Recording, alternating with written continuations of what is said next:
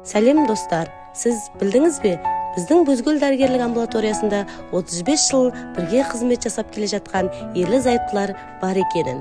Бүгін сол туралы айтатын боламыз. Шолжанов Кендебай Киікбайұлы және Шолжанова Зүлпия Жұмағазы қызы. 1988 жыл. Бұл бір отбасының тағдыры тоғыстырған ерекше кезең еді. Сол жылы олар медицина колледжінде танысты.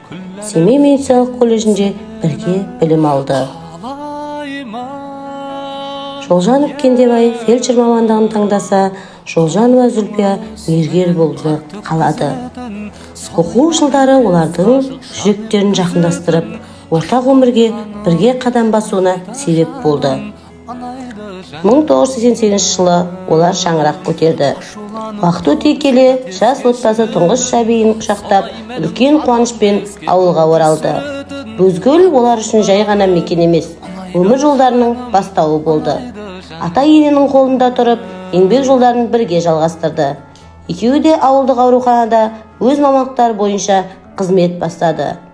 Жылдар өте еңбек пен төзімге толы өмір жолы жалғасын тапты. Бүгінде олар 3 баланың және 9 немеренің ата-анасы. Шанарың ашылу жиып берер болса уақыт қиып, алуан гүлін дүнияны